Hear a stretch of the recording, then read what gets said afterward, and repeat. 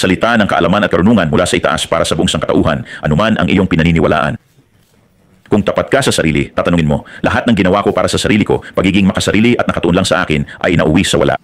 Ano pa? Sino pa? Gusto pa ng higit? Ganito rin sa buong sangkatauhan, bawat bansa sa mundo, anuman ang bansa, bayan o wikang sinasalita mo, hindi mahalaga. Pare-pareho ang sangkatauhan. Tayo'y mga espiritual na nilalang, may puso at kaluluwa. At ang tanging makakatugon sa puso at kaluluwa ay ang lumikha nito, si Yahweh Yeshua. Maniwala ka man o hindi, may karapatan kang maniwala sa gusto mo. Pero hindi ibig sabihin na yun ang katotohanan. At hindi sapat ang paniniwala lang, kasi kahit ang mga demonyo ay naniniwala, kahit ang diablo alam na totoo ang Diyos at siya ang may kontrol, alam niyang Panginoon siya, kahit ano pa ang iniisip ng kanyang talong sarili. Pero ganito kasi, kapag naniniwala ka sa iyong puso, inilagay mo siya sa trono higit sa lahat at binigyan siya ng karapatang maunawaan, sumuko ka ng buong puso, lahat ng bagay na akala mo'y magbibigay kasiyahan sa kakakumilos. Yan ang bahagi ng gawa kasama ng pananampalataya. Pananampalataya na may gawa na magsisimula kang magmahal ng tao ng komportable kahit sa di kilalang lugar, lalo na ang mga taong hindi mo kilala na walang maibibigay sa iyo. Yan ang katibayan na ang Diyos, ang Ama, si Yahweh Yeshua ay nananahan sa loob mo. Kaya pakinggan mo ito mga 15 beses paulit-ulit o kahit may 100 beses kung kailangan para mamatay ka sa sarili at hayaang mabuhay si Kristo sa iyo at makamtan ang tunay na kasiyahan ng puso at kaluluwa. Hindi mo ito matatagpuan maliban sa daan, katotohanan at buhay.